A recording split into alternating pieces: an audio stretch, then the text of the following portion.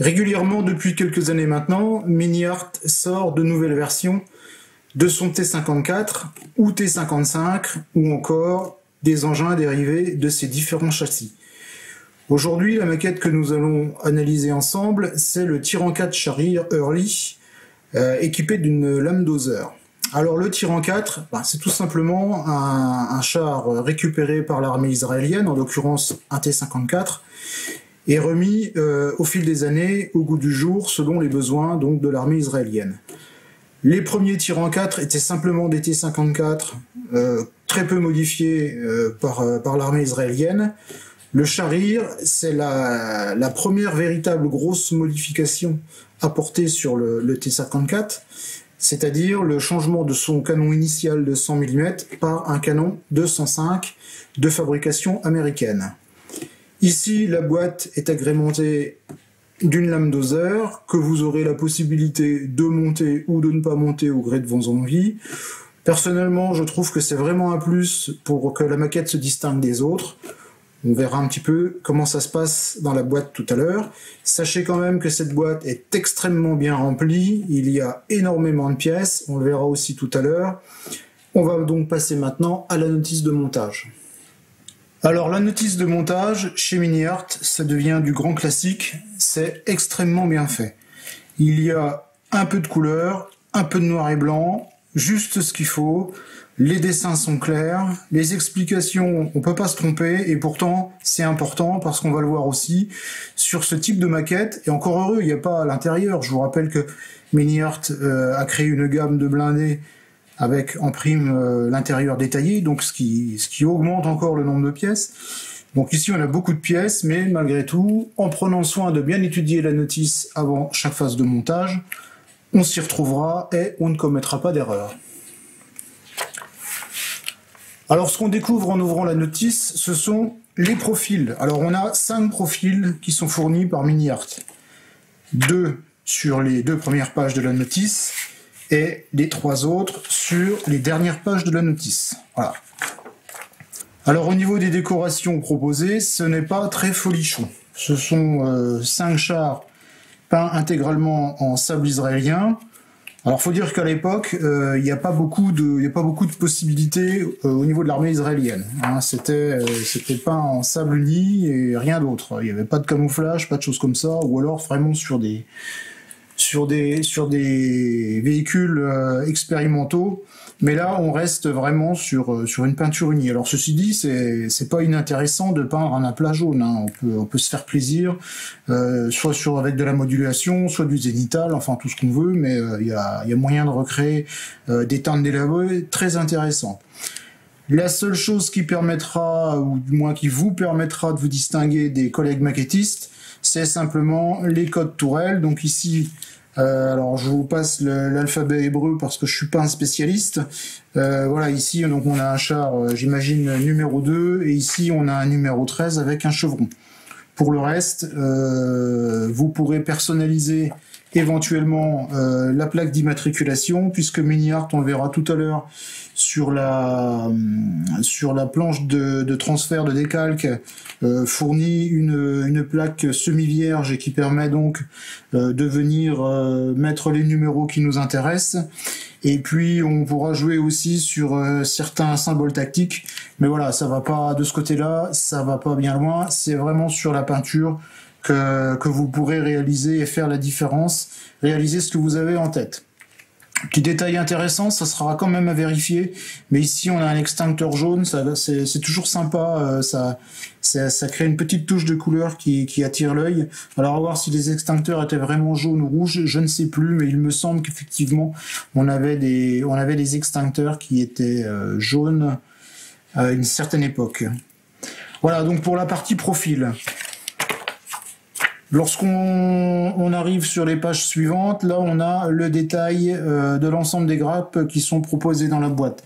Alors, petite chose qui est ennuyeuse, souvent quand on a des pièces optionnelles, elles sont barrées ou grisées chez certains fabricants. Ici, rien du tout. Vous voyez, par exemple, On a ici, on a une demi-coquille de la tourelle. Enfin, c'est la base de la tourelle qu'on retrouve ici. Voilà, on sait pas là, ça saute pas aux yeux. On sait pas laquelle utiliser. Alors bien sûr, en regardant la notice, on s'y retrouvera. Hein.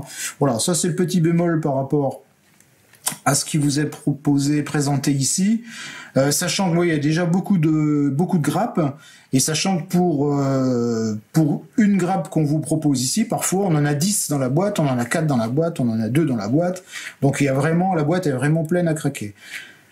En plus des grappes plastiques, on aura une petite plaque de photodécoupe qu'on verra aussi tout à l'heure, et puis donc ici la planche de transfert, de décalque, pardon, qui est quand même assez minimaliste. Hein, voilà. Au niveau décoration, c'est pas bien folichon, mais encore une fois, sur cette période, peut pas véritablement s'éclater en termes de décoration.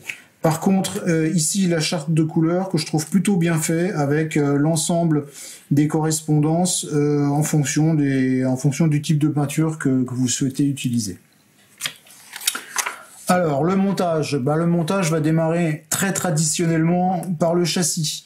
Alors, je vous l'avais dit, il y a beaucoup de pièces. En plus de ça, plutôt que de trouver une caisse en un seul élément, on va avoir une caisse en de multiples éléments. Alors ça, c'est justifié par le fait d'avoir beaucoup de versions. Mini-Art propose beaucoup de versions de ces T54, T55, et donc voilà, pour coller au plus près à chaque version, il faut que Mini-Art décompose ses moules pour pouvoir ajouter les éléments qui conviennent à chaque version.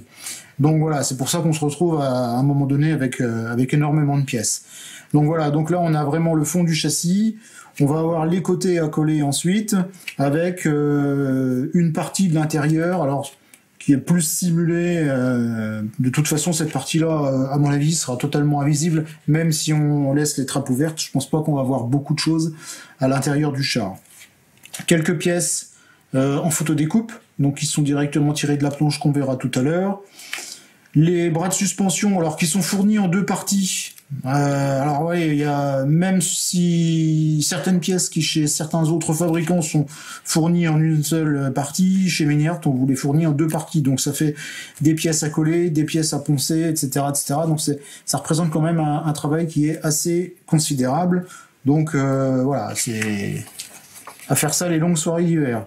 On continue sur le châssis, donc toujours avec les côtés, les pièces intérieures, hein, là à peindre d'une teinte différente, bien entendu. Des pièces toujours sur l'intérieur qui serviront d'entretoise, donc aux deux éléments de côté. Les roues, on les verra aussi tout à l'heure, elles sont plutôt sympas. Et puis donc ensuite, ici, on va passer au glacis. Alors le glacis, il y a aussi beaucoup de pièces. Si vous choisissez de monter la lame doseur, montez la partie qui vient recouvrir le châssis de la lame doseur en même temps que les pièces qui viennent se fixer sur le glacis. Ça vous permettra de pouvoir vérifier à chaque fois, à l'avancée de votre projet, que les pièces sont bien en place, elles sont bien centrées par rapport à la position qu'elles auront à la fin, une fois la plaque de la lame doseur venant recouvrir le glacis. Hein, le principe de fixation, on va pas rentrer dans les détails de la lame doseur, en fait c'est une plaque qui vient sur le glacis et donc devant qui maintient la lame doseur. Donc c'est une plaque quand même assez importante. Voilà, donc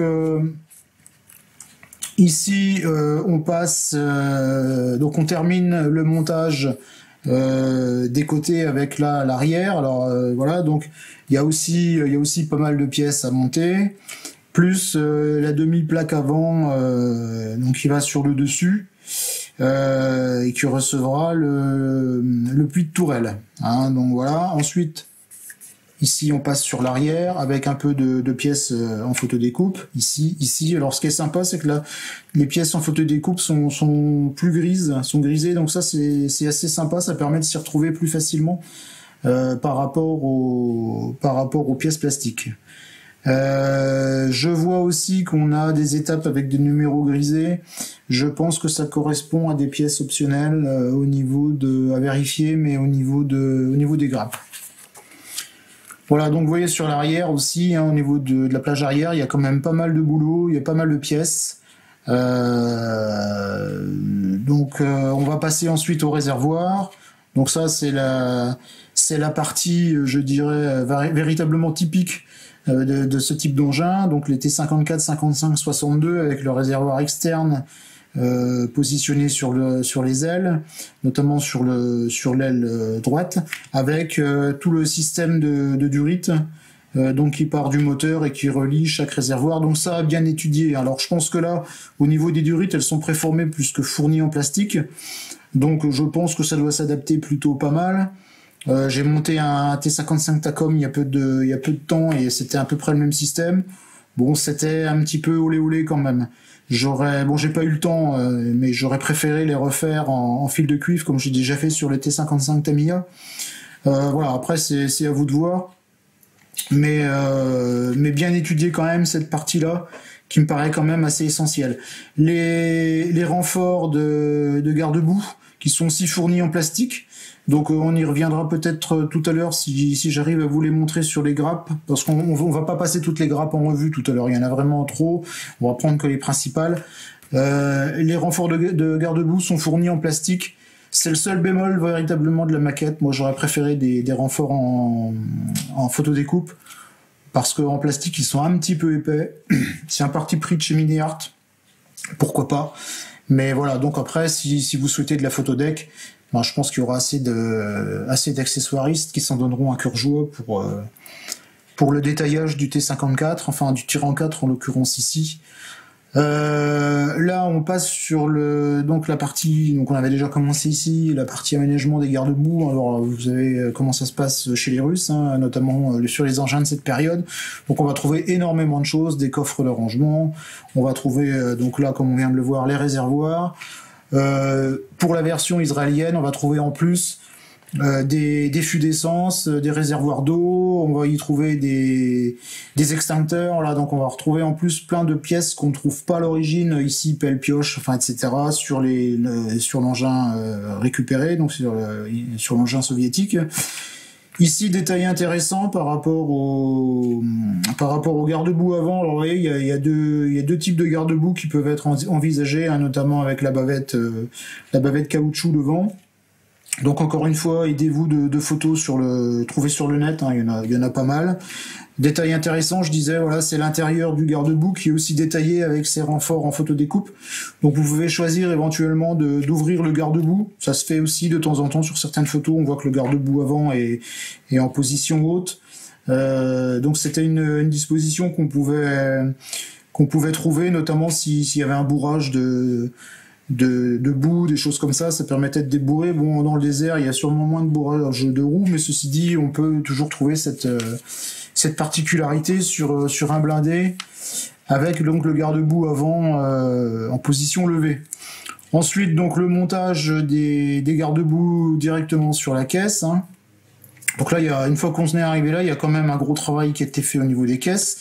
On n'a pas parlé du montage des chenilles, donc c'est à cette étape-là que Mini-Art prévoit le montage des chenilles. On verra tout à l'heure au niveau des patins. Ils sont plutôt sympas. Moi, je mets juste une petite réserve sur la dent guide que je trouve un peu grosse. Donc, en règle générale, personnellement, je remplace par de la chenille métallique de chez Frioul notamment.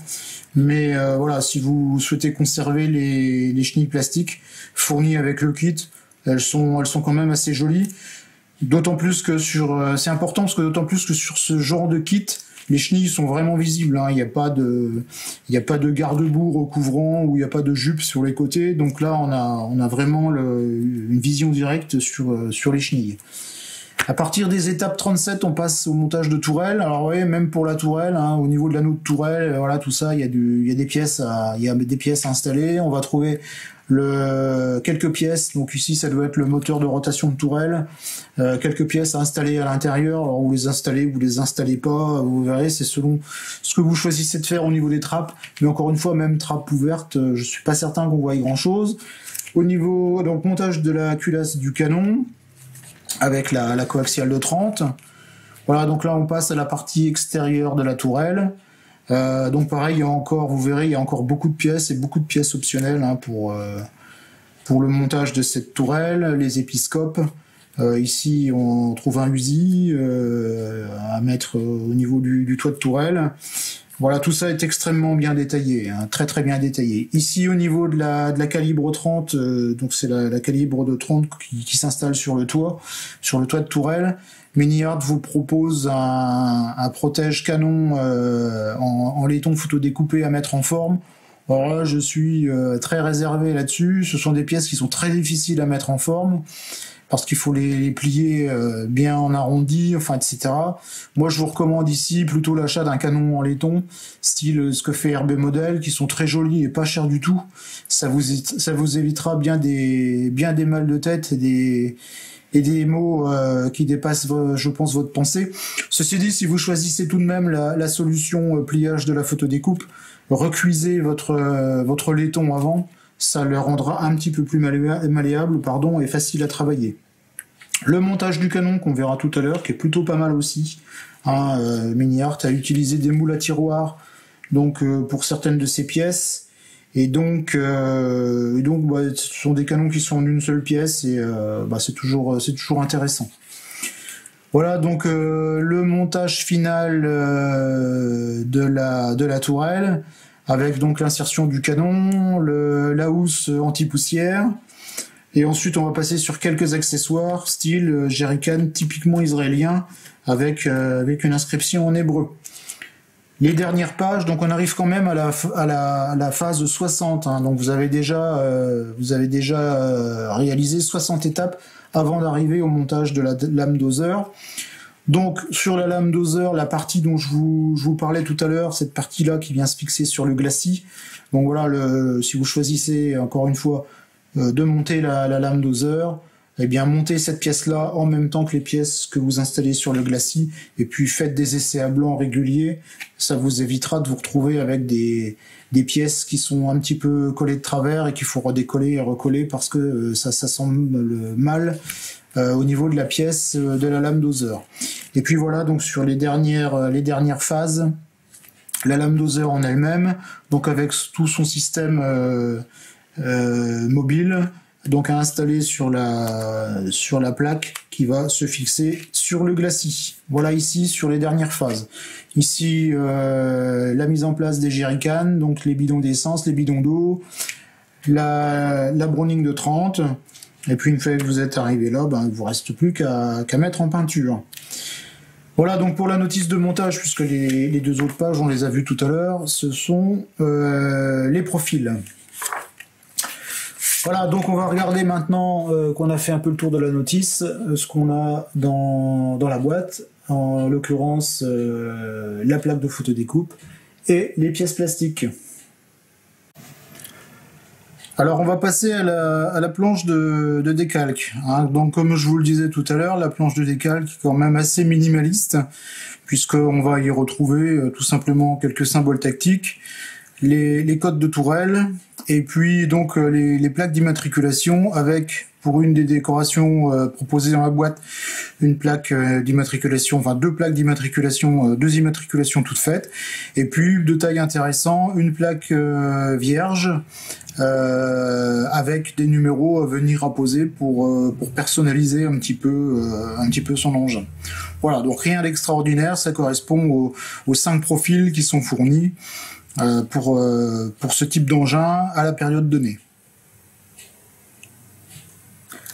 Les grappes translucides, donc là on va trouver sur les grappes fournies dans la boîte l'ensemble des épiscopes, hein, il y en a pas mal qui sont fournis, donc voilà, on a les épiscopes qui sont là, ici l'épiscope du Tourello, hein, avec c'est un binoculaire, et puis donc on va trouver les pièces à mettre en place devant les phares, ou encore donc phare infrarouge, phare de recherche, etc. Voilà, donc là on est aussi sur quelque chose de très classique, mais c'est plutôt bien foutu, hein. Il n'y a pas de flash, il n'y a pas de choses qui pourraient venir nuire au rendu final.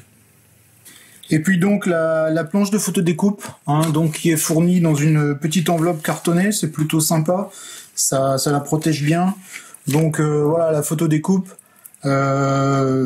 Bon, c'est pas de la finesse de ce qu'on peut trouver chez les fabricants de photodécoupe, chez les grands spécialistes, hein, style Aber par exemple. Mais bon, la planche est tout à fait honnête. Alors, on a quand même près de 90 pièces hein, dessus. Les grilles sont quand même ici assez fines. Voilà, donc je vous les montre ici en gros plan, hein, c'est plutôt pas mal foutu. Et puis donc voilà, le reste des pièces, ce sont des pièces qui sont à découper, à poncer comme du traditionnel sur une planche de photodécoupe. Et puis pour certaines à mettre en forme. Mais là, ça reste quand même du basique, hein. Il y a rien d'extraordinaire, c'est assez simple. Et très franchement, c'est à la portée de tout le monde, même ceux qui n'ont jamais pratiqué la photodécoupe.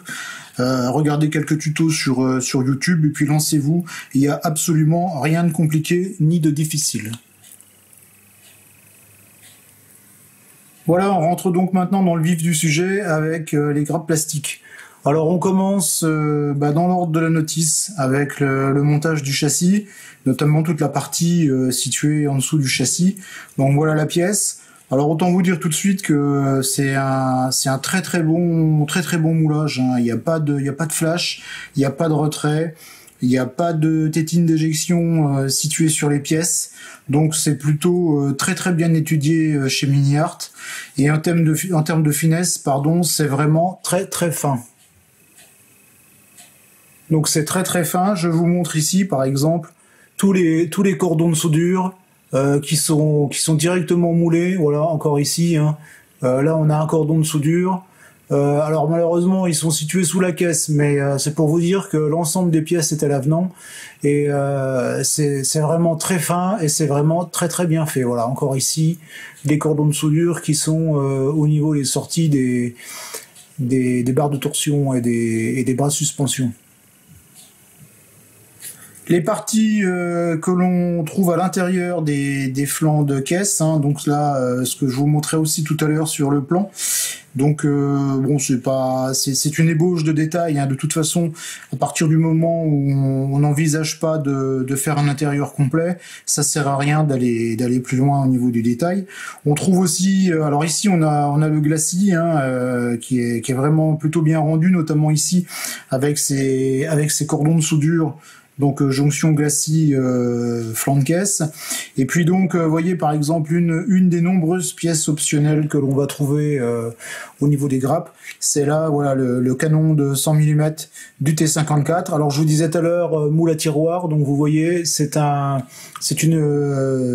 pièce qui est d'un seul tenant, hein. Donc voilà, c'est un moule en 3 parties. Donc le reste, les autres canons fournis dans la boîte sont de la même veine. Et puis on a aussi quelques autres pièces qui sont moulées grâce à des moules à tiroirs, ce qui permet d'avoir quand même quelque chose d'assez intéressant. Donc on voit tout le sérieux ici tout le sérieux du moulage, hein, avec ce type de technologie. Alors les roues maintenant, donc voilà, je vous avais dit tout à l'heure qu'on jetterait quand même un coup d'œil aux roues, parce que les roues du T54 ou T55, c'est quand même quelque chose d'un petit peu particulier, notamment au niveau des bandages de roues. Voilà, au niveau des bandages de roues, la caractéristique qu'ont les engins russes de cette génération, c'est d'avoir au niveau du bandage des roues des dessins sur les caoutchoucs. Alors c'est plutôt bien foutu aussi, hein, ici. Bon, par contre, c'est pas très utile, sauf à vouloir représenter un engin qui sort de l'usine. En règle générale, hein, l'usage intensif de ce type de blindé faisait que les caoutchoucs étaient vite lisses, donc ça faudra le poncer. Après, ça peut être pas mal d'en conserver un petit peu sur les bords. Sur les photos, on arrive à voir quand même que certains caoutchoucs conservent leur dessin sur les bords. Par contre, là, au niveau des bandes de roulement, à poncer impérativement. Sinon, un détail sympa aussi, on trouve le moyeu de la roue avec son cache-moyeu. Donc, faut assembler les deux parties de la roue, assembler le moyeu et mettre le cache-moyeu dessus.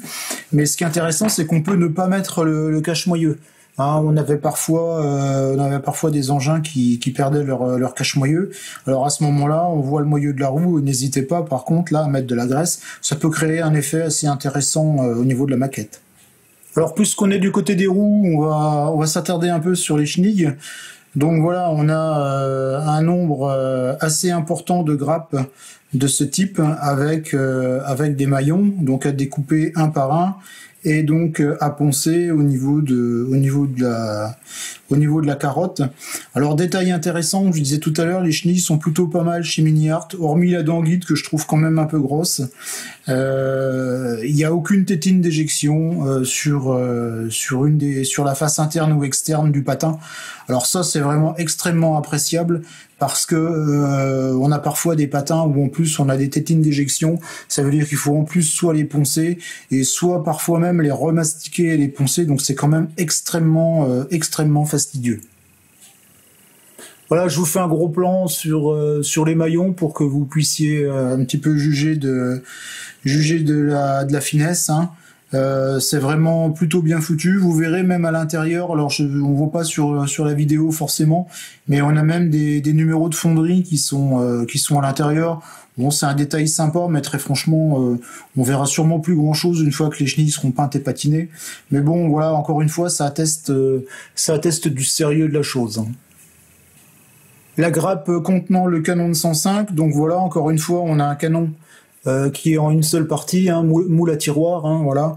Donc, au niveau ponçage, on se retrouve avec un minimum de ponçage. Il suffit simplement de poncer les carottes d'injection, et puis on a tout léger filet à poncer au niveau du canon, mais c'est vraiment hyper léger. Donc ça peut justifier d'éviter d'acheter un canon en alu pour les gens qui ont un peu de difficulté à assembler les canons qui sont en deux parties. Voilà, donc ça peut vous éviter de l'aftermarket et franchement c'est plutôt bien fait. Hein. Donc voilà, en plus sur cette grappe là, vous voyez, on trouve quelques obus, des obus flèches, des obus brisants. Et puis donc là, on a toute une partie qui est destinée à l'intérieur du blindé. Ça doit être le fond d'un rack obus. Donc on n'utilisera pas forcément sur cette maquette-là. Mais vous voyez, on retrouve aussi des parties de grappes, des boîtes où l'intérieur est fourni. La tourelle, donc ici avec la tourelle, bon c'est du classique, hein, c'est deux demi-parties, donc on a l'anneau de tourelle, on l'a vu aussi tout à l'heure sur le plan, où on a quand même pas mal de pièces à monter, et puis donc là le dessus de tourelle qui vient se fixer, et puis alors ici on a une partie qui est laissée libre, parce qu'en fait il y a des pièces optionnelles hein, en fonction des versions que Mini-Art va commercialiser. On a différentes, les plaques là ont évolué, donc voilà, c'est pour ça que d'ailleurs vous en trouverez plusieurs dans la boîte, hein, donc encore une fois faites attention de ne pas vous tromper en fonction de la version que vous choisissez. Et donc je disais, on en trouve en fonction de l'évolution des engins ou du type d'engin qu'on souhaite faire et de la version qu'on souhaite monter. On a différents types de plaques avec, donc ici on va trouver bien entendu les tourellos du chef de char et du chargeur.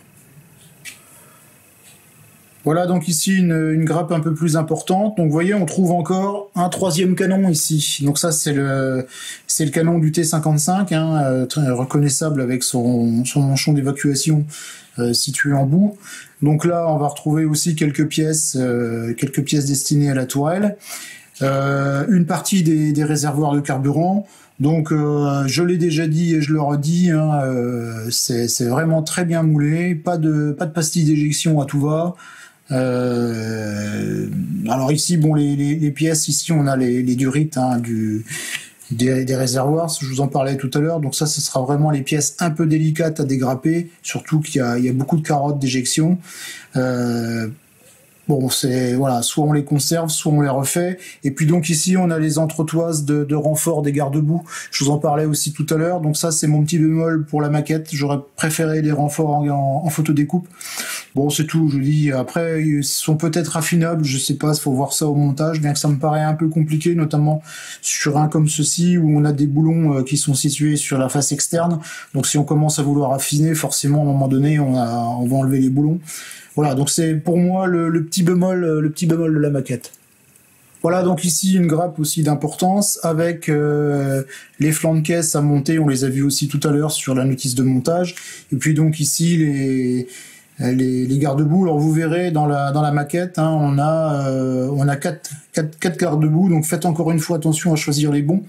Alors j'ai pas vérifié les différences qu'il y avait entre chaque garde-boue, mais je sais que au niveau des extrémités, on vous fournit des options. Donc je pense que là, au niveau des charnières, il doit y avoir des choses qui changent, et ce qui justifie d'avoir plusieurs types de garde-boue à monter en fonction de ce qu'on va choisir comme configuration pour cette partie-là. Voilà donc encore une grappe d'importance, avec ici deux nouveaux garde-boue, hein, je viens de vous le dire, on en trouve plusieurs dans la boîte. Ici encore un glacis, il y en a plusieurs aussi dans la boîte. Pardon. Et puis donc ici voilà les garde-boue mobiles. Alors on en a plusieurs types, hein, dans la boîte, notamment avec leurs bavettes caoutchouc qui sont un petit peu différentes. Donc là on est sur les garde-boue classiques de l'armée israélienne avec les bavettes à renfort. On en trouve un petit peu partout sur les chars israéliens.